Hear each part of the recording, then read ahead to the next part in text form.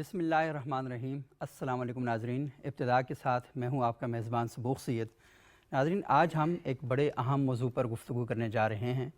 ہمارے ہاں یہ رواج پایا جاتا ہے، یہ شوق پایا جاتا ہے مسلمان گھرانوں میں کہ ان کے بچے قرآن کی تعلیم کا جو زیور ہے اس سے ضرور آراستہ اور پیراستہ ہوں، اور وہ یہ چاہتے ہیں کہ ان کے خاندان کے اندر کم از کم ایک بچہ ضرور قرآن کا حافظ ہونا چاہیے، اور قرآن کے حفظ کے بارے میں اللہ کے رسول صلی اللہ علیہ وآلہ وسلم نے جو ترغیب دلائی ہے وہ بھی بڑی اہمیت کی حامل ہے۔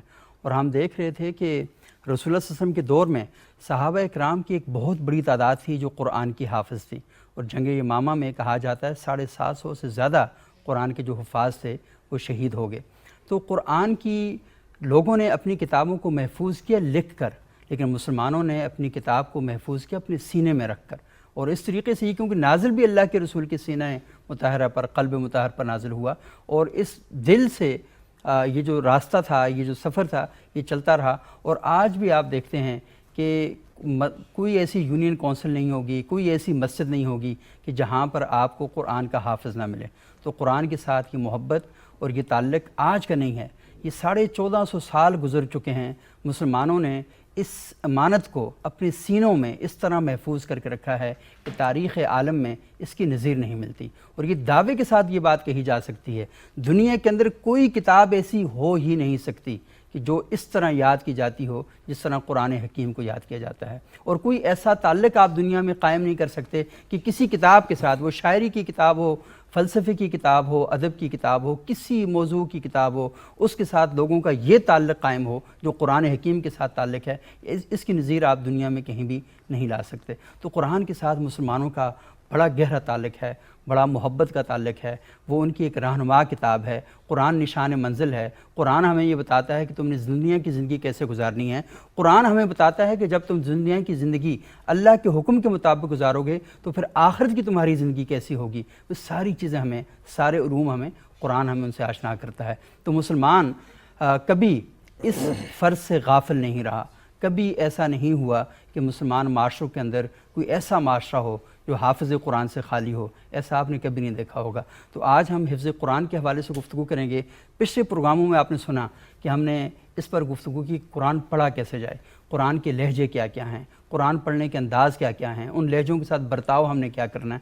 تو آج ہم گفتگو اس بات پہ کریں گے کہ آپ نے اپنے بچوں کو قاعدہ پڑھا لیا، ناظرہ قرآن پڑھا لیا، اب قرآن حفظ کرنے کی باری ہے۔ اور قرآن کتنا حفظ کرنا چاہیے؟ ایک تو یہ نا قرآن پورے کا پورا حفظ کیا جائے، لیکن قرآن کتنا حفظ ہونا چاہیے کہ ایک مسلمان کی جو بنیادی ضرورت ہے وہ اس سے پوری ہو سکے۔ تو اس موضوع پر گفتگو کریں گے، اور لکیلی ہمارے ساتھ پاکستان کے بہت ہی زبردست اسکالرز موجود ہیں، اس موضوع پر گفتگو کریں گے۔ وہ خود قرآن کے حفاظ بھی ہیں، اور آپ کو وہ یہ نہیں بتائیں گے کہ دنیا پر جگ بیتی کیا ہے، وہ اپنی آپ بیتی سنائیں گے کہ انہوں نے خود قرآن کیسے حفظ کیا۔ تو جناب مفتی محمد طیب صاحب، یہ خطیب ہیں جامع مسجد قمر سلطانہ واقعین کے، بہت شکریہ مفتی صاحب آپ یہاں تشریف لائے۔ ہماری دوسری انتہائی معزز مہمان ہیں قاریہ شہناز اختر نور صاحبہ، پاکستان ٹیلی ویژن پر صبح جو قرآن کی تلاوت آپ سنتے ہیں، جو بیک گراؤنڈ وائس ہوتی ہے وہ قاریہ صاحبہ کی ہوتی ہے۔ بہت شکریہ آپ یہاں تشریف لائیں۔ ہمارے تیسرے انتہائی معزز مہمان ہیں، بہت ہی زبردست قاری ہیں جناب قاری عبید الرحمن اعظمی صاحب، الرشید قرۃ اکیڈمی ہے ان کی، قرآن بچوں کو پڑھاتے بھی ہیں اور قرآن سکھاتے بھی ہیں۔ بہت شکریہ آپ تینوں مہمانوں کا آپ یہاں تشریف لائے۔ مفتی صاحب، میں آپ سے تھوڑا سا گزارش کروں گا کہ قرآن حفظ کیسے کیا جائے، یہ تو بات کی بات ہے۔ قرآن حفظ کرنے کے بارے میں ہماری جو اسلامی تعلیمات ہیں، دینی روایات ہیں، وہ کیا کہتی ہیں، اس پر تھوڑی سی بات کریں۔ بہت شکریہ صبوغ صاحب، آپ نے اس پروگرام کی وساطت سے اہلیان پاکستان کے ساتھ ہم کلام ہونے کا موقع مرحمت فرمایا۔ اللہ پاک قرآن کریم میں جب رسول اللہ صلی اللہ علیہ وسلم پر قرآن کریم نازل ہو رہا تھا تو اسی موقع پر اللہ جل شانہ نے ایک بات فرمائی کہ ان علینا جمعہ و قرآن، کہ اس قرآن کریم کو آپ کے سینے میں محفوظ کرنا اور اس کا آپ کی زبان سے پڑھوانا یہ ہماری ذمہ داری ہے۔ اگر صرف قرآن کریم کا لکھا جانا، جیسا کہ ہمیں روایات سے پتہ چلتا ہے کہ رسول اللہ صلی اللہ علیہ وسلم نے روز اول سے قرآن کریم کے لکھوانے کا اہتمام کیا، صرف لکھنا یا لکھوا کر اسے محفوظ کرنا کافی ہوتا تو اللہ جل شانہ کو قرآن کریم کے حفاظت کے لیے اس کے آپ صلی اللہ علیہ وسلم کے سینے میں محفوظ کرنے کے اعلان کی ضرورت نہیں تھی۔ یہ اعلان اور یہ ذمہ داری اللہ جل شانہ کا خود اپنے سر لینا، یہ اس بات کی دلیل ہے کہ قرآن کریم کو محفوظ کرنے کا جو اصل طریقہ ہے وہ سینہ انسانی ہے، وہ سینہ نبوی ہے۔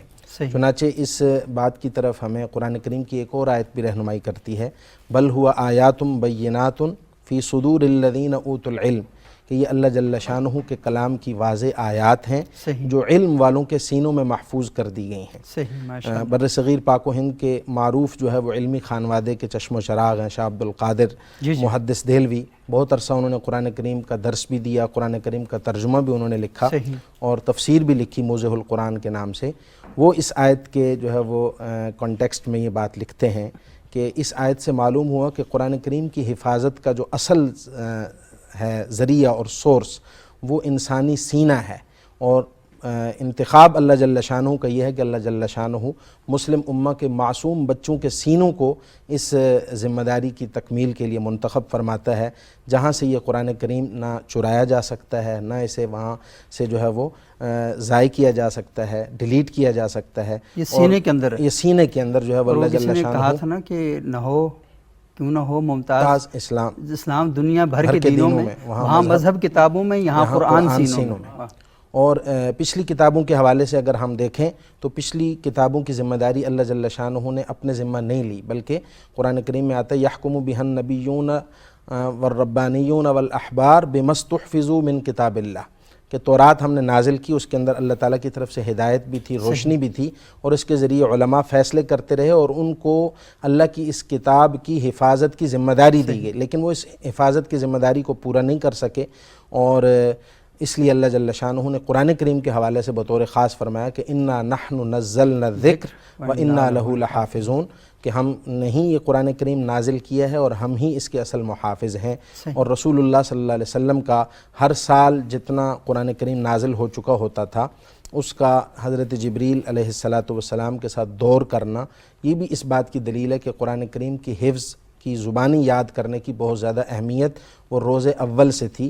صرف لکھنے پر اعتماد جو ہے وہ نہ رسول اللہ صلی اللہ علیہ وسلم نے کیا، نہ قرآن کریم کی آیات جو ہے وہ اس حوالے سے ہمیں یہ بتلاتی ہیں کہ صرف لکھنا کافی ہے، چونکہ لکھنا تو پہلے دن سے تھا، لیکن اس کے باوجود رسول اللہ صلی اللہ علیہ وسلم نے، صحابہ کرام نے اور خلفائے راشدین نے خود جو ہے وہ لکھ کر بھی اس قرآن کو محفوظ کیا، اور اس قرآن کریم کے وہ حافظ بھی تھے۔ حضرت زید بن ثابت رضی اللہ تعالیٰ عنہ، اسی طریقے سے حضرت عائشہ ام المومنین، حضرت حفصہ رضی اللہ تعالیٰ عنہ، یہ سب حضرات قرآن کریم کے حافظ بھی تھے۔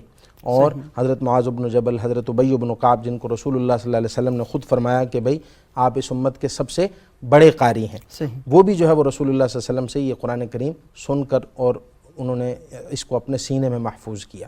تو یہ سب اس بات کی اہمیت کو واضح کرتے ہیں کہ قرآن کریم کو اللہ پاک نے جو محفوظ کیا اس کے لیے زبانی اس کو یاد کرنا وہ بہت زیادہ اہم ہے، اس کے بغیر اس کی حفاظت ممکن نہیں تھی، چونکہ لکھی ہوئی چیز کو آپ دریا برد کر سکتے ہیں، اس کو آپ جلا سکتے ہیں، اس کو آپ چرا کر لے جا سکتے ہیں، تو ایسے لوگ اگر ختم ہو جائیں، اور زبانی یاد کرنے والوں کو آدمی نہ ختم کر سکتا ہے، نہ ان کو چہرے سے پہچان سکتا ہے کہ ان کے سینوں میں قرآن کریم محفوظ ہے۔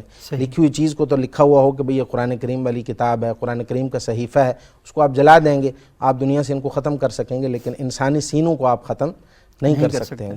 اس لیے یہ اللہ جل شانہ کا حسن انتخاب ہے، اور امت مسلمہ کے بچوں کا یہ اعزاز ہے کہ اللہ جل شانہ نے حفظ قرآن کریم کے لیے ان کے سینوں کا انتخاب فرمایا۔ اور یہ بڑی خوش قسمت خاندان ہوتے ہیں کہ جو اپنے بچوں کو قرآن کی جو نعمت ہے اور اس دولت سے مالا مال کرتے ہیں۔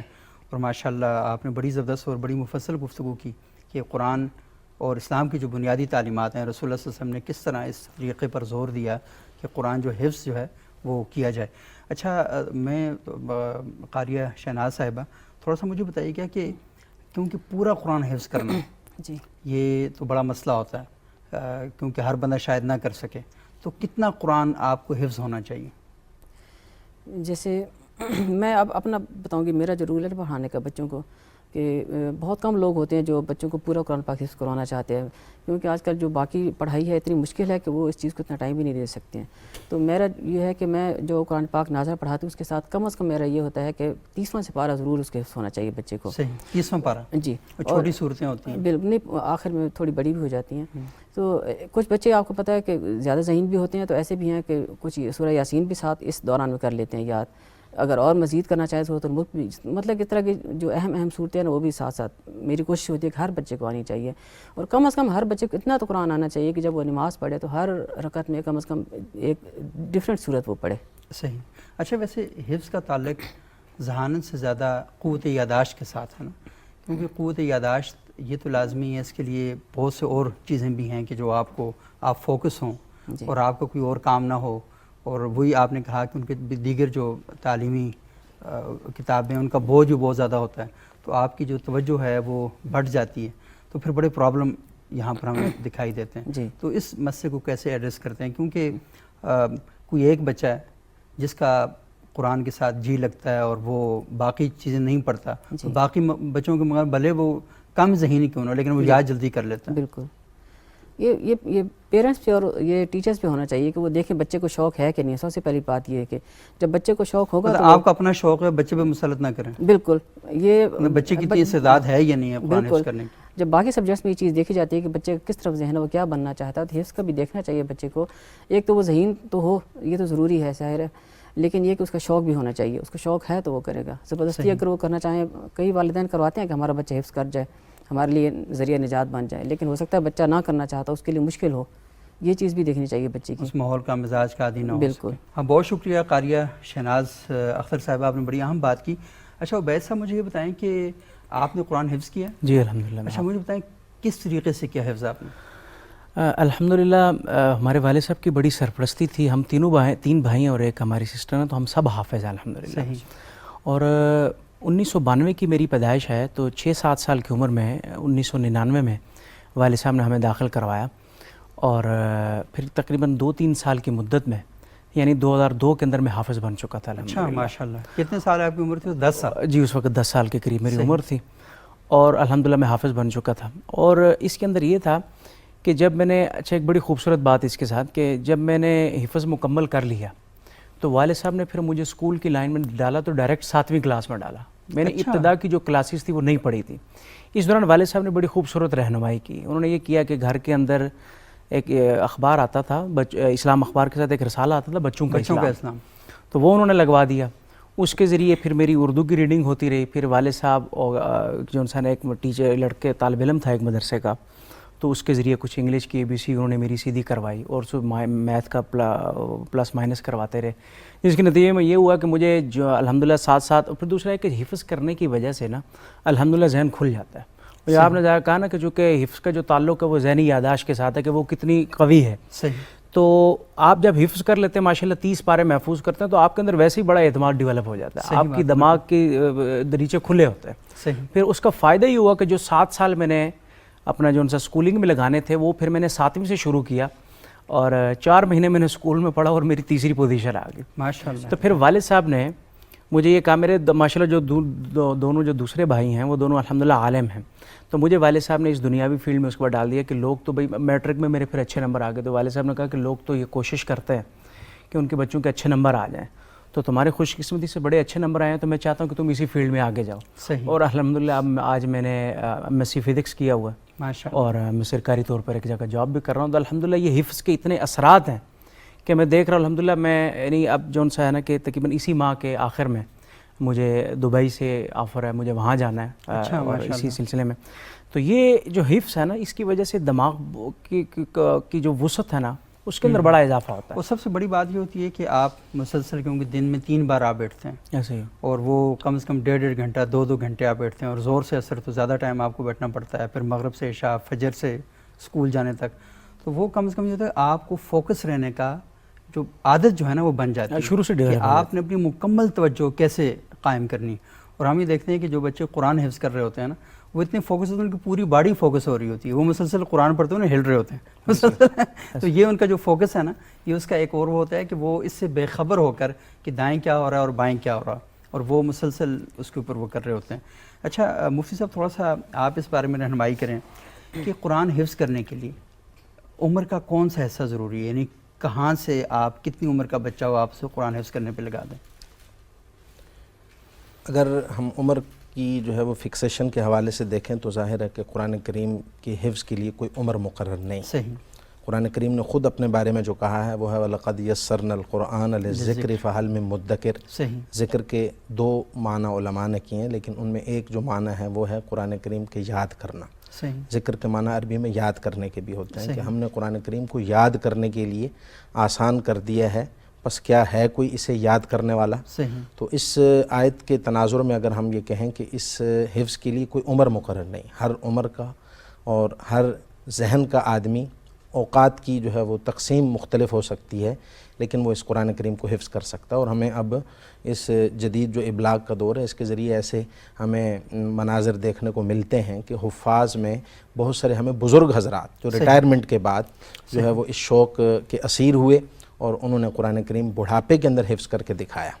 لیکن بہرحال جو ہمارا رائج تجربہ ہے اور جو شوق ہے یا بچے کے اندر جو ابھی والدین کی کہی ہوئی جو لائن ہوتی ہے، بتلائی ہوئی جو لائن ہوتی ہے، اس کو فالو کر کے آگے بڑھنے کی جو عمر ہے وہ یہ 7-8 سال، 9 سال، 10 سال تک کی جو عمر ہے، اس میں بندہ والدین کے مطابق اپنی لائن منتخب کرتا ہے جیسے والدین چاہتے ہیں. تو اس عمر کو آپ کہہ سکتے ہیں کہ یہ کریم عمر ہے. اس میں اگر بچے کو 5ویں پاس کروا کر اس کے بعد اگر اس کو حفظ کی لائن میں ڈالا جائے تو بہتر نتائج ملتے ہیں، اور دیکھنے میں بھی ہمیں ایسے نتائج دیکھنے کو بھی ملتے رہتے ہیں کہ ایسے بچے وہ جلدی اور فوکس ہو کر اور بہتر انداز میں قرآن کریم کے حافظ بنتے ہیں. اس سے پہلے جب ہمارا بچپن تھا اس وقت اس طرح کی جو ہے نا وہ کوئی ترتیب نہیں تھی. بس بچہ جو ہے وہ تھوڑا بہت سمجھدار ہوا، 4-5 سال کا ہوا تو اس کو حفظ کی کلاس میں داخل کر دیا. تو اس میں یہ نقصان یہ ہے کہ بچے کی گروتھ بعض دفعہ متاثر ہو جاتی ہے، چونکہ بہت لمبا ٹائم ہوتا ہے. ویسے جو روایتی مدارس ہیں ہمارے ہیں ان کے اندر تو چونکہ نماز فجر سے پہلے سے لے کر نماز عشاء کے بعد تک کا یہ جو ہے نا وہ حفظ کا سلسلہ اور حفظ کی کلاس چلتی رہتی ہے. تو ایسا لمبا جو ہے نا وہ پیریڈ، بس یہ قرآن کریم کا آپ اس کو ایک معجزہ کہیں، کرامت کہیں کہ بچہ اتنا فوکس ہونے کے باوجود اس کا جو ہے وہ ذہن کام کر رہا ہوتا ہے اور اس کی دن بدن جو ہے وہ میمورائزیشن سکل میں اضافہ ہو رہا ہوتا ہے. لیکن بہرحال صحت کے نقطہ نظر سے یا میڈیکل سائنس کے نقطہ نظر سے اتنا بوجھ بچے کے لیے وہ بعض دفعہ اس کی گروتھ کے اندر رکاوٹ کا باعث بن جاتا ہے. لیکن اگر 5ویں تک بچے کی مناسب انداز میں گروتھ ہو چکی ہو اور وہ میچور ہو چکا ہو چھوٹے بچے کی بنسبت مینٹلی، تو وہ اگر حفظ کے لیے جو ہے وہ اس کو داخل کروایا جائے تو یہ ایک بہترین اور آئیڈیل عمر کہی جا سکتی ہے. یعنی آپ یہ کہتے ہیں 10 سال کی عمر میں بچہ جب 5 7 سال کے بعد 7 سے 10 سال کی جو عمر ہے اس میں اگر کسی وقت وہ آ جائے تو وہ بہتر عمر ہے اس کی، بنسبت اس کے کہ آپ اس کو 4-5 سال کی عمر میں ہی ڈال دیں کہ اب ابھی صبح اس کی آنکھ بھی نہیں کھلتی آرام سے اور اس کی نیند بھی بہت زیادہ متاثر ہوتی ہے. چونکہ اسکول کا جو ٹائم ہے اور جو حفظ کا ٹائم ہے وہ تھوڑا سا مختلف ہے. حفظ کے لیے آپ کو صبح ارلی مارننگ آپ کو جانا پڑتا ہے اور اس میں بچے کے اوپر ظاہر ہے کہ والدین کو ایک قسم کا جبر کرنا پڑتا ہے. اس کی آنکھیں ابھی نیند سے بوجھل ہوتی ہیں، آپ اس کو اٹھا کر جو ہے وہ حفظ کی کلاس میں خواہی نخواہی اس کے ڈال دیتے ہیں. وہ بعض دفعہ پھر اس بچے کے لیے نفسیاتی مسائل کا باعث بن جاتا ہے، پرابلم کریٹ ہو جاتے ہیں، نیند پوری نہیں ہوتی تو بڑے پھر مسئلے ہوتے ہیں. اچھا قاریہ شہناز صاحبہ، یہ بتائیں کہ کیا یہ ضروری ہے کہ بچے سے جو روایتی تعلیم ہے وہ اسے چھڑوا کر ہی اس کو حفظ پہ لگایا جائے یا وہ دونوں ساتھ جاری رکھ سکتا ہے؟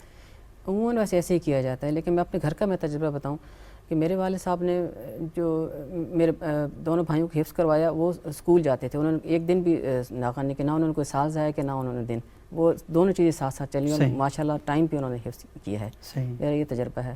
اور باقی ہمارے مدرسے میں بھی کئی بچے ایسے آتے تھے کہ ذہین بچے ہوتے ہیں، وہ کر بھی لیتے ہیں جلدی. اور یہ کہ وہ اسکول بھی انہوں نے ساتھ ساتھ چلایا اور ساتھ ساتھ یہ حفظ بھی کیا. کچھ بچوں نے تھوڑا زیادہ ٹائم بھی لیا، لیکن یہ کہ ایسے بچے بھی تھے جنہوں نے اسکول 2-3 سال کے لیے چھوڑ کے تو حفظ کیا. اس کے بعد پھر انہوں نے 5th کے بعد بچے چھوڑ دیتے ہیں اسکول اور 2 یا 3 سال میں حفظ کر لیتے ہیں تو دوبارہ پھر انہوں نے اسکول میں داخلے لیے. مطلب ہر طرح کے کئی ہم نے دیکھا ایسے سسٹم بھی آئے یہاں پہ کہ جو بچوں کو اسکول میں حفظ بھی کروا رہے تھے اور ساتھ عصری تعلیم جو ہے وہ بھی دے رہے تھے. جی اسکولوں میں بھی اکثر یہی ہوتا ہے. میں جس اسکول میں بھی پڑھاتی رہی وہاں پہ یہ کہ کلاس 5 تک وہ بچے کو اسکول کے ساتھ چلاتے ہیں. اس کے بعد جو ذہین بچے ہوتے ہیں جن کے پیرنٹس بھی ولنگ ہوتے ہیں ان کو پھر وہ حفظ کرواتے ہیں وہاں پہ 2 سے 3 سال کے درمیان. اس کے بعد اسی بچے کو آگے وہ پھر لے لیں گے. صحیح. اچھا عبید صاحب آپ بتائیں، آپ کا تجربہ تھوڑا مختلف ہے. آپ کو تو اسکول میں داخل ہی نہیں کروایا گیا اور آپ کو ڈائریکٹ حفظ کے لیے بٹھا دیا گیا، تو کیا فیلنگ کیا تھی آپ کی؟ مطلب حفظ آپ نے شوق سے کیا یا آپ نے والد صاحب کا حکم تھا اس میں آ کے کیا؟ یعنی آپ کی جب داخل ہوئے مدرسے میں حفظ کے لیے تو کیا فیلنگ تھی اس وقت؟ یقیناً اس وقت کم عمری تھی، کھیل کود کی طرف دلچسپی زیادہ ہوتی تھی، اور ایک دم قرآن کریم اور صبح سے شام تک جو مفتی صاحب بتا رہے تھے کہ ایسا ہی ہوتا ہے کہ نماز سے فجر سے پہلے سلسلہ شروع ہوتا ہے اور نماز عشاء کے بعد تک چلتا ہے۔ اس دوران کھیل کود کی طرف رغبت زیادہ ہوتی تھی، عمر بھی چھوٹی تھی، اور جو ہمارے کزن آتے تھے تو وہ جناب صبح سوئے رہیں، آرام سے اٹھیں جاگیں، اور ہمیں تو نہ ناشتے کی سمجھ آتی تھی نہ کچھ۔ یہ مشقتیں تو بہرحال تھیں، لیکن یہ مشقتیں ابتداً رہیں، یعنی جب میں نے 3 4 5 پارے جب میرے ہو گئے تو اس کے بعد ایک کیفیت سی پیدا ہونا شروع ہو گئی، چونکہ ایک کلاس کے ساتھ الفت ہونا شروع ہو جاتی ہے، پھر قرآن کا جو اپنا نور ہے وہ اپنے دل کے اندر جو انسان ہے وہ جگہ بنانا شروع کر دیتا ہے، اور آپ ماحول کے بھی عادی ہو جاتے ہیں، دوستیاں وہیں بن جاتی ہیں، تعلقات وہیں بن جاتے ہیں، تو وہ پھر اچھا لگتا ہے کہ یار کلاس میں جائیں، وہاں اپنے جو دوست ہوں گے ان سے ملنے کا موقع ملتا ہے، پھر بریک ہوتی تھی تو وہ ایک بندہ ایک سسٹم کا حصہ بن جاتا ہے، تو پھر وہ ایک نا ذہن کو عادی بنا لیا جائے تو پھر بہت سے جو پرابلم بہت ساری چیزیں ہیں وہ تو بہترین طریقہ تو یہی ہے کہ پہلے 5ویں تک ہو جائے، جو مفتی صاحب کے اشارہ کر رہے تھے، چونکہ دنیاوی علوم بھی بہت ضروری ہیں، دوسرے فنون کا پڑھنا بھی بہت ضروری ہے، اور جو اصل میں حفظ کا جو خاص یہ ہے نا کہ اگر کم عمری میں کروا دیا جائے نا تو اس وقت ذہن خالی ہوتا ہے، یہ دنیاوی مسائل میں الجھا ہوا نہیں ہوتا، تو معصوم ذہن ہے وہ بہت جلدی قبول کر لیتا ہے۔ وہ سب کہتے ہیں وہ یا ریٹائرمنٹ کے بعد تو جب حفظ اس کو پتہ ہے پینشن پکی ٹھکی آ رہی تو چلو اس صورت میں یہ ہوتا ہے کہ اگر آپ جلدی حفظ کر لیتے ہیں تو وہ تادیر لمبا یاد بھی رہتا ہے اور اس کے اثرات بھی بڑے ہوتے ہیں۔ ہاں صحیح بات ہے کہ اور آپ نے بات کی کہ یہ جو ریٹائرمنٹ کے بعد لوگ حفظ کرتے ہیں، میں نے دیکھا ہے جیلوں کے اندر یہ بڑا کلچر جو ہے ڈیولپ ہوا، اور میرا خیال یہ ہے کہ جیل کے اندر تو باقاعدہ زیادہ اہتمام کرنا چاہیے، اہتمام ہے جیلوں کے اندر وہاں پر ہاں جی، تو وہ ذہنی آسودگی بھی تو ان کو پتہ ہے کہ 5 سال باہر نہیں نکلنا یا 10 سال نہیں باہر نکلنا، وہ کم از کم کسی کنسٹرکٹیو کام کے اندر اللہ تعالیٰ بچائے، اور ایسے کام بھی نہیں کرنے چاہیے بندہ جیل میں جائے، لیکن یہ کہ بعض اوقات بے گناہ لوگ بھی جیل چلے جاتے ہیں، قرآن میں ایسے لوگوں کا واقعات ذکر موجود ہے، تو لیکن یہ کہ اگر وہ اپنے وہ تعمیری لوگ ہیں تو جیل میرا خیال یہ ہے کہ ان کو بالکل فارغ البال کر دیتی کہ آپ کی کوئی معاشی مصروفیت نہیں ہے، آپ باہر کے معاملات سے ٹوٹلی الگ تھلگ بیٹھے ہوئے ہیں اور آپ چاہنے کے باوجود بھی کچھ نہیں کر سکتے، تو جو کر سکتے ہیں وہ کم از کم کرنا چاہیے، تو ایک بڑا بہتر عمل ہو سکتا ہے۔ ناظرین یہاں پر ہم ایک چھوٹا سا وقفہ لیں گے، وقفے کے بعد دوبارہ آپ کی خدمت میں حاضر ہوتے ہیں اور سلسلہ کلام کو آگے بڑھاتے ہیں۔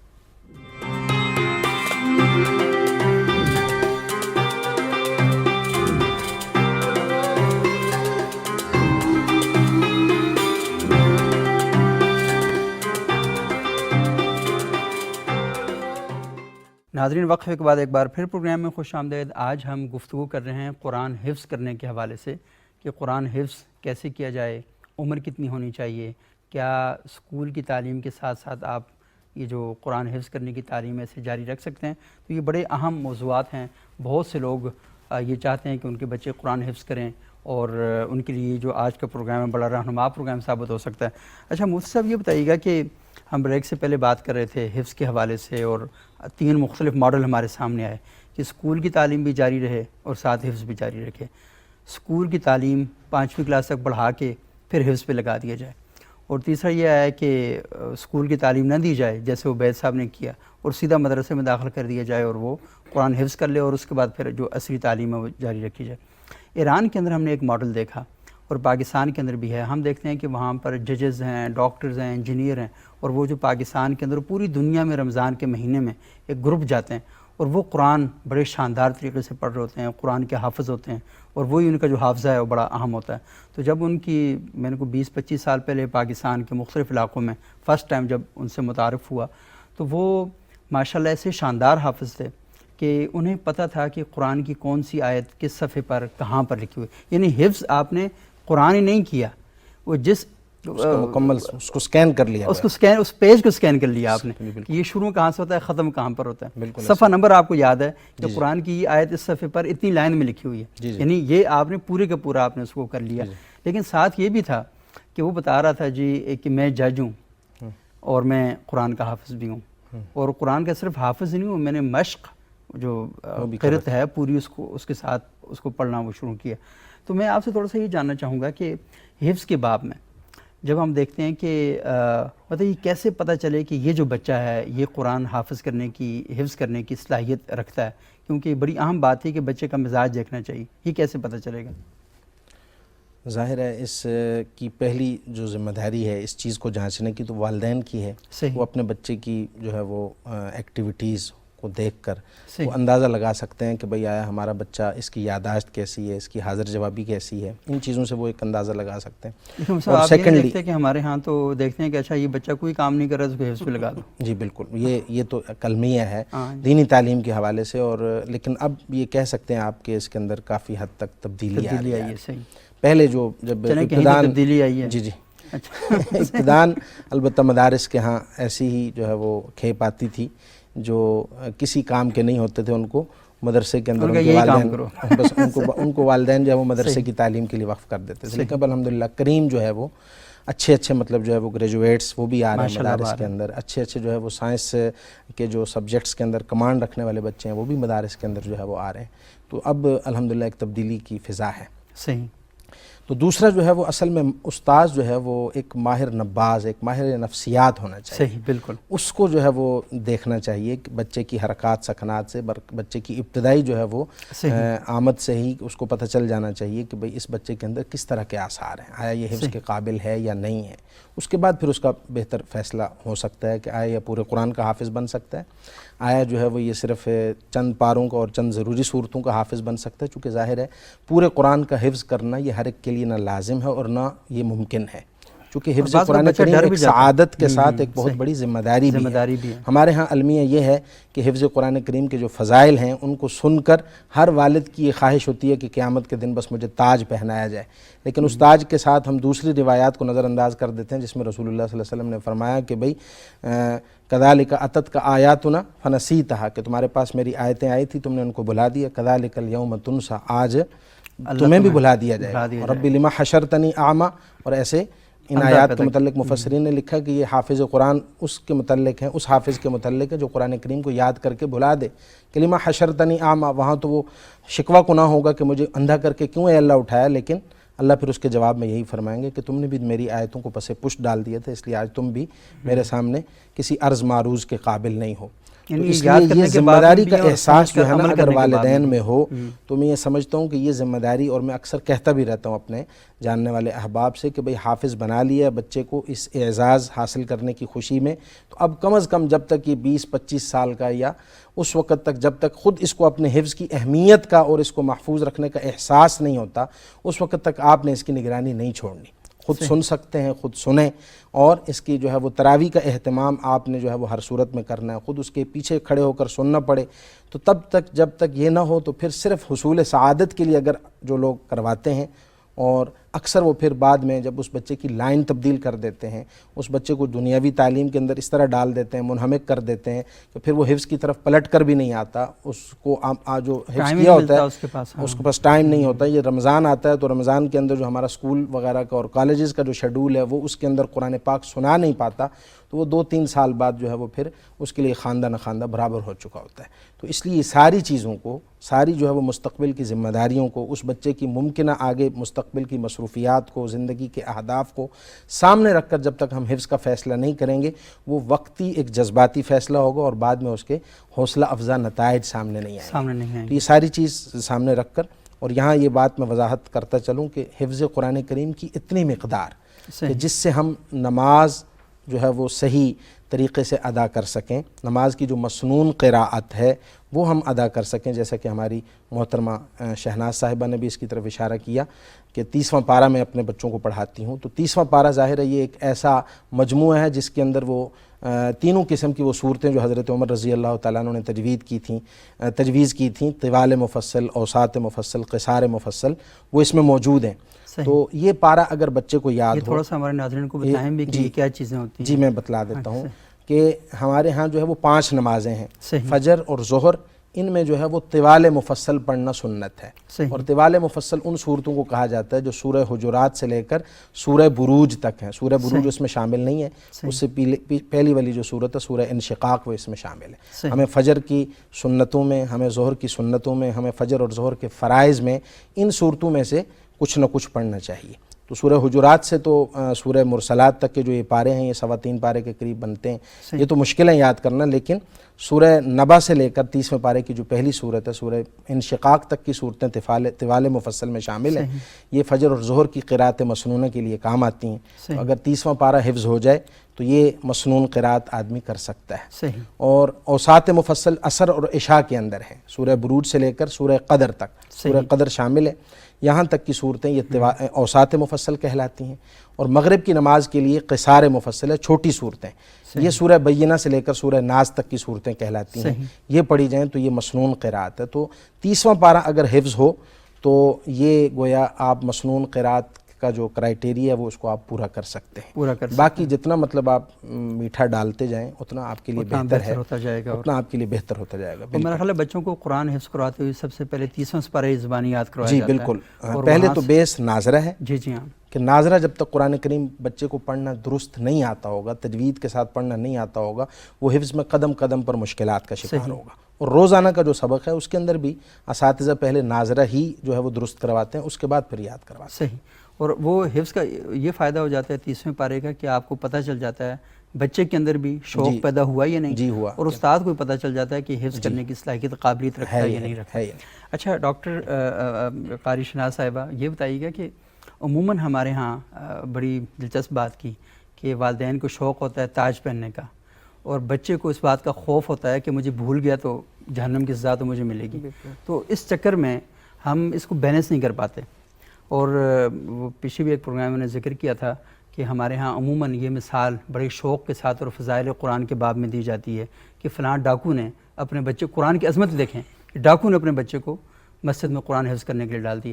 ہم یہ دیکھتے ہیں کہ جو قرآن اس سے وہ ڈاکہ نہیں چھڑوا رہا, وہ اپنے بچے کو قرآن حفظ کرنے ڈال رہا ہے. وہ اصل میں کہتے ہیں یخادعون اللہ وہو خادعہم, کہ یہ اپنے آپ کو دھوکہ دینے کے مترادف ہے کہ آپ قرآن پر خود عمل نہیں کر رہے, اور آپ یہ چاہتے ہیں کہ آپ کی ساری جو بد عملیاں ہیں وہ آپ کا بچہ قرآن حفظ کر کے قیامت کے دن آپ کو تاج بنا دے گا. یعنی اللہ تعالیٰ یہ بھول جائے گا آپ ڈاکے مارتے رہیں, نعوذ باللہ. مطلب آپ یہ عقیدہ رکھتے ہیں, خود فریبی ہے, یہ خود فریبی ہے. تو یہ جو وہ کہنا اقبال کا شعر ہے کہ یہ خود فریبی ہے خدا فریبی, عمل سے فارغ ہوا مسلمان بنا کے تقدیر کا بہانہ. تو یہ اصل میں ہم یہ کام کرنا چاہ رہے ہیں. تو یہ بتائیے گا کہ یہ جو بچے کے اندر یہ تصور آ جاتا ہے, کیونکہ آپ حفظ کرواتے ہی نا اسے, علماء جب بات کرتے ہیں یہ کہتے ہیں کہ اس کو بھلانے سے نا آپ کو قیامت والے دن یہ سزا ملے گی. وہ اس وقت پریشان ہو جاتا ہے کہ ہوگا کیا میرے ساتھ. یعنی اس خوف کے ساتھ کیسے کوئی چیز یاد کی جا سکتی, پریشر اور خوف. آپ نے شروع میں فرمایا نا کہ والدین کو تاج پہننے کا شوق ہوتا ہے, تو میرے خیال میں مجھ سمیت ہر پیرنٹس یہی چاہتے ہوں کہ ہماری اولاد نیک بنے اور ہمارے صدقہ جاریہ بنے آگے. اور اگر میرے خیال میں اگر وہ یہ چاہتے ہیں کہ ان کے بچے حفظ کریں تو میرے خیال میں سے کوئی وہ نہیں ہے. اور جو قرآن پاک ایسی کتاب ہے, یہ واحد دنیا کی کتاب ہے جو انسان حفظ کر لیتا ہے. کوئی دنیا کی اور کتاب آپ دیکھ لیں کہ کسی نے زبانی یاد نہیں کی ہے شروع سے لے کر آخر تک, واحد کتاب ہے یہ. تو یہ کہ یہ کتاب ایسی ہے کہ مطلب کہ جو متوسط ذہن کا بچہ ہے وہ بھی کر لیتا ہے, یہ نہیں کہ بہت ہی انٹیلیجنٹ بچہ ہو تو وہی.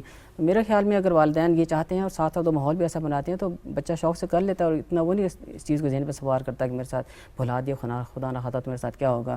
اور یہ کہ اکثر ایسا ہی ہوتا ہے کہ جو بچے حفظ کرتے ہیں وہ ہر رمضان مبارک میں قرآن پاک سناتے ہیں. اور بلکہ میں انتظار کر رہی تھی کہ آپ پوچھتے کہ بچیوں کے حفظ کے بارے میں, اگر آپ پوچھتے تو میں زیادہ خوشی ہوتی.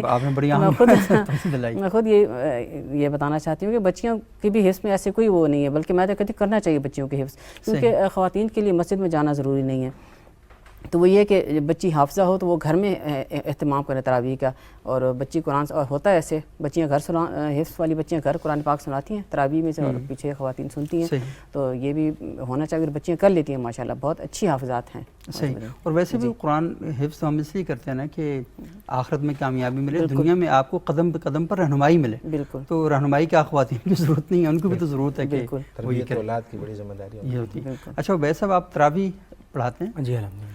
اچھا یہ ہم بعض اوقات پڑھتے ہیں مختلف جگہوں میں 3 دنوں میں قرآن ختم ہو رہا ہے, ایک دن میں قرآن جو ہے نا وہ تراویح میں قرآن ختم کر دیتے ہیں. ایسا لگ رہا ہے جیسے وہ ایک مشینیں لگی ہوئی, وہ کسی نے کہا تھا یا علمون تعلمون, اس کے علاوہ پتہ ہی نہیں چلتا کہ لکھا ہوا کیا قرآن میں کیا پڑھ رہے ہیں. تو یہ کوئی ایک سنگین مذاق نہیں ہے جو تراویح میں قرآن کے ساتھ کیا جاتا ہے؟ جی سب سے پہلا حکم ہی قرآن کریم کا ورتل القرآن ترتیلا. بالکل قرآن کے اندر لکھا ہوا, اس کو بھی اس طرح پڑھ جاتے ہیں پتہ ہی نہیں چلتا. تو پھر جب آپ اس کو سپیڈی کر کے، اصل میں اس کے اندر وجہ یہ ہوتی ہے عموماً کہ رمضان کے اندر چونکہ ایک ماحول سا بنا ہوتا ہے. صحیح. آپ نے دیکھے عموماً رمضان کے اندر وہ لوگ بھی تراویح پڑھ رہے ہوتے ہیں جنہوں نے شاید عشاء کی نماز نہ پڑھی ہو. صحیح. یعنی وہ تراویح کو بڑی اہمیت دے رہے ہوتا ہے. صحیح. تو وہ رمضان ایک ایسا نعمت و رحمت والا مہینہ ہوتا ہے کہ اس کے اندر پوری کوشش ہوتی ہے ہر آدمی کی. حفاظ کی تو بڑی ذمہ داری ہو جاتی ہے کہ وہ اپنے تراویح کے اندر قرآن کریم سناتے ہیں. تو اصل میں یہ جو ہو رہا ہوتا ہے نا، یہ جو 3 دن کے اندر یہ شبینہ ہو رہا ہے جی کہ 3 دن کے اندر ختم ہو رہا ہے یا آخری عشرے میں قرآن کریم ختم ہو رہا ہے، تو اس کی بہرحال کوشش، یہ تو ایک اچھا انیشیٹو ہونا بھی چاہیے. اور زیادہ سے زیادہ چونکہ یہ ایک رحمت والا مہینہ ہے تو اس کو رحمتیں سمیٹنی بھی چاہیے اس صورت کے اندر. شبینہ کی تو سمجھ آتی ہے 3 دنوں لیکن میں آپ، بہرحال یہی ہے کہ جب آپ لیکن جب آپ اس کو دیکھیں نا اتنے کم دنوں کے اوپر کریں گے تو پھر وہ رفتار آپ کو بڑھانی پڑے گی. لیکن ایسا ہے کہ آہستہ رفتار کے ساتھ بھی اتنے دنوں میں پڑھا جا سکتا ہے. صحیح. لیکن بالعموم رویہ ایسا بن چکا ہے کہ ہم نے پھر یعلمون اور تعلمون والی صورتحال ہو جاتی ہے کہ کوئی چیز سمجھ ہی نہیں آتی. وہ پشاور میں لکھا تھا، بڑے بڑے اشتہار چھپتے ہیں ایک دن، مطلب ایک تراویح کے اندر نا پیکج ہوتا ہے. نہیں وہ 20 تراویح میں نہیں پڑھاتا، وہ ایک تراویح کے اندر یہ اشتہار چھپتا ہے باقاعدہ کہ ایک تراویح کے اندر، یعنی ایک رکعت کے اندر، اور باقی رکعتوں میں چھوٹی صورتیں پڑھتا ہے. اور یہ بالکل غیر فطری مزاج ہے اور ایسا قطعاً نہیں ہونا چاہیے. اور نہ یہ قرآن کی ڈیمانڈ ہے، دور کرنے والی بات، یہ نہ قرآن کی ڈیمانڈ ہے اور نہ یہ فطری طریقہ کار ہے کہ ایسا ہونا چاہیے. بہرحال اس سے بچنا چاہیے. لیکن میں یہ کہہ رہا تھا کہ ایسا جو ہو رہا ہے اس کا صرف اس وجہ ہے کہ رمضان کی جو رحمتیں ہیں اس کو زیادہ سے زیادہ سمیٹا جائے. اور حفاظ کی اصل میں ہوتا ہی ہے کہ پورا سال جو حفاظ ہوتے ہیں، ہم جو دنیاوی معاملات بھی ساتھ ساتھ چلنے ہوتے ہیں، کوئی نوکری کر رہا ہے، کوئی کسی کی ملازمت کس طرح کی ہے، تو اس کو پھر غیر رمضان کے اندر نا اس کو میمورائز یا دہرانے کا موقع ہی نہیں ملتا. تو اس کو صرف حافظ کو صرف رمضان کے اندر ہی موقع ملتا ہے کہ وہ اسی وقت ہی پھر اس کی کوشش ہوتی ہے کہ ایک دفعہ جو انسانہ کہ اگر 22 دن میں ختم ہو رہا ہے، 19 دن میں ختم ہو رہا ہے، تو پھر اگر آخر میں اس کو کوئی ایسا جیک لگ رہا ہے 3 دن میں تو وہ اس کو اس طرح میں ختم کرنے کی کوشش کرتا ہے.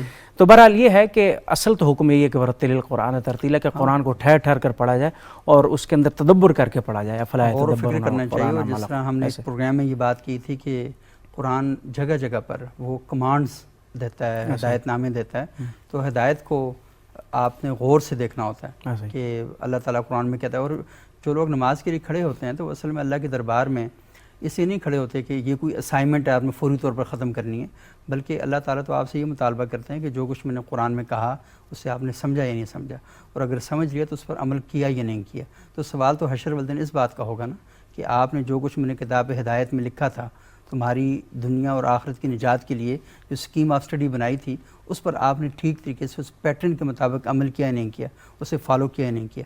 تو اگر آپ صرف اس کو یہ کر دیں گے، ایک روایت بنا دیں گے، نہیں جی یہ ایک رواجوں میں سے ایک رواج بن گیا کہ آپ نے کرنا ہے، اس کا کوئی حاصل وصول نہیں ہے. وہ کیا وہ ماہر القادری صاحب کی ایک نظم بھی تھی نا کہ طاقوں میں سجایا جاتا ہوں، آنکھوں سے لگایا کے پلایا جاتا ہوں. ہاں، تو اصل ایشو یہ ہے کہ آپ نے وہ سارے کام کر دیے جو قرآن نہیں کہہ رہا آپ سے. کہیں بھی ڈیمانڈ ہی نہیں ہے قرآن کی، آپ وہ سارے کر رہے ہیں اور جو اصل ڈیمانڈ ہے قرآن کی وہ کہیں ہے ہی نہیں، وہ پوری نہیں ہو رہی. اچھا مجھ سے یہ بتائیے گا کہ ایک تو ہم نے بات کی کہ قرآن حفظ کرنے کے حوالے سے، لیکن قرآن کا کچھ حصہ تو ہر مسلمان کو یاد ہونا چاہیے. آخر اسے نماز پڑھنی ہوتی ہے، آپ نے ذکر بھی کیا طوال مفصل کا، وسعت مفصل کا، تو کچھ حصہ تو کم از کم وہ کتنا حصہ ہونا چاہیے جو ہر مسلمان پر یاد کرنا لازم ہے؟ آپ مطلب اس کو کوئی شرعی بات تو نہیں کہہ سکتے، لیکن ہمارے ہندوستان پاکستان کے جو لوگوں کا مزاج ہے اس کے حوالے سے اگر آخری 20 صورتیں یاد ہو جائیں، کم از کم اتنی ہونی چاہیے، ہو جائیں، تو کم از کم یہ ہے کہ دن بھر میں ہم جو رکعت پڑھتے ہیں صبح سے لے کر رات عشاء تک، ان میں ہر رکعت کے اندر ایک مختلف صورت پڑھنا، آپ اس کو کہہ سکتے ہیں کہ ہمارے لیے ممکن ہو جاتا ہے. صحیح. باقی یعنی صرف سورہ اخلاص، صرف سورہ کوثر پر ہی ساری زندگی اکتفا کر لینا، یہ کوئی اچھا رویہ نہیں ہے. رسول اللہ صلی اللہ علیہ وسلم کا فرمان ہے کہ ان الجوف الذی لیس فیہ شیء من القرآن کالبیت الخرب، کہ وہ سینہ جس کے اندر قرآن کریم کا کچھ معتد بھی حصہ نہیں ہے وہ ویران گھر کی طرح ہے. اور ظاہر ہے کہ خالی جو گھر ہوتا ہے، ویران گھر ہوتا ہے، اس میں آصف، جنات اور شیاطین اور بدروحوں کا تسلط ہوتا ہے. تو ہمارے سینوں کو نور قرآن سے معمور ہونا چاہیے اور ہمیں کچھ نہ کچھ قرآن کریم کو یاد کرنے کا اہتمام. البتہ اس کو روایت نہ بنایا جائے، جیسا کہ ابھی شبینہ کے حوالے سے بھی آیا. قرآن کریم کو پڑھنے کا جو مسنون طریقہ ہے، زیادہ سے زیادہ اگر آپ کوئی آدمی کہے کہ بھئی تلاوت کا اسے شوق ہے، تو اس کے لیے علماء نے 7 منازل مقرر کی ہیں. فمی بشوق، ان کا مجموعہ ہے کہ سورہ فاتحہ سے لے کر آپ سورہ مائدہ تک آ جائیں، اور پھر سورہ مائدہ سے لے کر جو ہے وہ سورہ سورہ فمی مائدہ اور پھر یا سے کون سی ہوگی جی؟ سورہ یونس تک، اور پھر یونس سے جو ہے وہ سٹارٹ کریں اور بنی اسرائیل تک آ جائیں، پھر بنی اسرائیل یعنی 15ویں پارے سے آپ آغاز کریں تو شعراء تک آئیں، پھر شعراء سے سٹارٹ کریں تو والصافات تک آ جائیں، پھر والصافات سے سٹارٹ کریں اور جو ہے وہ والناس تک آ جائیں، قاف سورہ قاف تک آ جائیں، اور پھر سورہ قاف سے سٹارٹ کریں تو سورہ ناس تک، یعنی 7 دنوں میں آپ کو قرآن کریم مقرر کرنا چاہیے، مکمل کرنا چاہیے، ہفتے میں ایک قرآن کریم مکمل ہو جائے۔ البتہ 3 دن سے کم میں قرآن کریم ختم کرنے کو علماء نے مکروہ لکھا ہے، اچھا، یہ ناپسندیدہ ہے کہ آپ 3 دن سے کم میں قرآن کریم ختم یہاں تو فخریہ طور پر کہا جاتا ہے کہ جلدی ختم، یہ مکروہ ہے۔ البتہ یہ ہوتا ہے کہ بعض دفعہ ایک آدمی تو مکمل نہیں کرتا، شبینوں میں جو ہمارے ہاں اس کو برداشت کیا جاتا ہے اس کی وجہ یہ نہیں ہے کہ وہ 3 دنوں سے کم میں ختم ہوتا ہے، وہاں ایک آدمی 3 دن میں کم میں ختم نہیں کرتا، بلکہ وہ قراء بدلتے رہتے ہیں، اور اس میں بھی جب اچھے ہمارا دور تھا قرآن کریم کے ساتھ لگاؤ اور محبت کا، تو لوگ بڑا مطلب ذوق و شوق کے ساتھ شبینہ سنتے تھے، اور گاؤں دیہاتوں کے اندر لوگ ساری رات جو ہے وہ کھڑے ہو کر حفاظ کا شبینے میں قرآن کریم سنتے تھے، اور فجر کی سحری تک بھی بعض دفعہ پڑھتے تھے۔ اور اس میں ویسے بھی آخری عشرے میں ہوتا ہے تو لوگ زیادہ آخری عشرے میں اہتمام کرتے تھے۔ حضرت عثمان رضی اللہ تعالیٰ عنہ کے حوالے سے آتا ہے روایات میں کہ آپ نے جو ہے وہ 1 رکعت کے اندر بیت اللہ کے اندر داخل ہوئے اور 1 رکعت کے اندر الف سے لے کر والناس تک سارا قرآن کریم پڑھا۔ تو اس طرح کے انڈیویجول کیسز بھی ہیں، لیکن یہ نہیں کہہ سکتے کہ آپ اس کو بالکل ناجائز ہے، لیکن ساری چیزوں کو جو ہے وہ سامنے رکھ کر، ہر طرح کی روایات کو سامنے رکھ کر ایک معتدل جو نقطہ نظر ہے وہ یہ ہے کہ 3 دن سے کم میں پڑھنے سے احتراز کریں، اور اگر بہت زیادہ شوق ہے تو کم از کم ہفتے میں قرآن کریم مکمل کریں، اور اگر بالکل آپ کہیں کہ بھئی ایک مناسب رویہ تو وہ یہ ہے کہ بھئی ہر روز 1 پارہ آپ تلاوت کریں، اور اسلامی مہینے کی 1 تاریخ کو آپ کی تلاوت کا آغاز، اور 30ویں پارے اگر آخر میں 29 کا مہینہ تو آخری دن 2 پارے کر لیں، یا درمیان میں جو ہے وہ 1 رکوع روزانہ بڑھاتے رہیں تاکہ اسلامی مہینہ مکمل ہو، آپ کو اسلامی تاریخ بھی یاد رہے اور ساتھ ساتھ آپ کی تلاوت کا معمول بھی پورا ہو جائے۔ بہت شکریہ جناب مفتی محمد طیب صاحب، قاہریہ شہناز اختر نور صاحبہ، قاری عبید الرحمن صاحب، اور بہت ہی زبردست گفتگو آپ حضرات نے آج کی، اور حفظ کے حوالے سے کم از کم جو ہمارے آڈینس ہیں، ہمارے ناظرین ہیں، ان کا ذہن بڑی حد تک اس سے کلیئر ہوا ہوگا، اور آپ مزید بھی کچھ سوالات اگر چاہیں تو اس موضوع کی مناسبت سے کر سکتے ہیں، اور ہمارے جو علماء ہیں وہ آپ کو ان سوالات کے جوابات دیں گے۔ لیکن سب سے اچھی، سب سے بڑی اور سب سے اہم بات یہ ہے کہ قرآن حکیم اللہ تعالیٰ کا نور ہے۔ اللہ تعالیٰ قرآن میں قد جاءکم من اللہ نور و کتاب مبین، یہ روشنی ہے، اور آپ نے اگر اس روشنی سے کچھ حاصل کرنا ہے تو اس کے لیے آپ کا دل اور دماغ صاف ہونا چاہیے۔ ایک چھوٹی سی بات کر کے میں اس پروگرام کا اختتام کروں گا۔ بچپن میں چھوٹا تھا، بچپن میں ہر بندہ چھوٹا ہی ہوتا ہے، تو وہ 3ری 4تھی کلاس میں پڑھ رہا تھا، تو اس وقت میں اپنے والد صاحب کے کمرے کے باہر تھا، تو مجھے ایک لڑکے نے پتھر مار دیا۔ اچھا مجھے لگا تو میں نے فوراً اس کو ایک گالی دے دی، تو والد صاحب میرے بہت ہی سخت مزاج کے آدمی ہیں، تو انہوں نے مجھے فوراً بلایا، اس نے انہوں نے کوئی سختی نہیں کی، اور میں بڑے خوف کا شکار ہو گیا کہ آج پتہ نہیں میرے ساتھ کیا کریں گے۔ تو انہوں نے مجھے بلایا اور مجھے بلا کے ایک بات بتائی، انہوں نے کہا کہ تم روزانہ صبح تمہاری والدہ تمہارے ہاتھ میں برتن دیتی ہیں، جب باہر دودھ دینے والا آتا ہے تو اسے دودھ لیتے ہو، تو وہ برتن کو جب تمہیں دیتی ہیں تو کیسے دیتی ہیں؟ تو میں نے کہا وہ صاف ستھرا ہوتا ہے، اس کے وجود کھنگال کے دیتی ہیں۔ تو انہوں نے کہا کہ کیونکہ دودھ ایک پاک چیز ہے، یہ کھانے کی چیز ہے، اسے کبھی بھی آپ گندے برتن میں نہیں ڈالیں گے، اور برتن جو بھی ہوتا ہے وہ گندے سے مراد یہ ہوتا ہے اس میں پہلے کوئی کھانے کی چیز ہی ہوتی ہے، اس کے باوجود اس بات کا اہتمام کیا جاتا ہے کہ آپ اس برتن میں کوئی ایسی، جب بھی اس کو دودھ کے لیے استعمال کریں گے تو آپ اس کو صاف ستھرا کر کے استعمال کریں گے، یا کوئی بھی کھانے پینے کی چیز استعمال کریں گے تو پہلے اس کو صاف ستھرا کریں گے، اس کے بعد اس کو استعمال کریں گے۔ تو تم قرآن حفظ کر رہے ہو، تو مجھے بتاؤ تمہارے دل کے اندر اللہ کا قرآن کیسے آئے گا جب تم اپنی زبان سے گالی دو گے؟ تو مسئلہ اصل میں یہ ہے کہ اگر ہم نے قرآن کی تعلیم کے ساتھ اپنے آپ کو وابستہ کرنا ہے تو پھر اپنے دل کو اور اپنے دماغ کو ان تمام علائشوں سے پاک اور صاف کرنا ہوگا، ورنہ اللہ کا قرآن آپ کی زبان تک تو آئے گا، زبان سے نیچے آپ کے دل تک نہیں آئے گا، اور جب دل تک نہیں آئے گا تو پھر آپ قرآن تو کرتے رہیں گے، قرآن معاشرے میں کہیں دکھائی نہیں دے گا۔ تو اسی کے ساتھ ہی اگلے پروگرام تک کے لیے اجازت چاہوں گا۔ بہت شکریہ آپ کا۔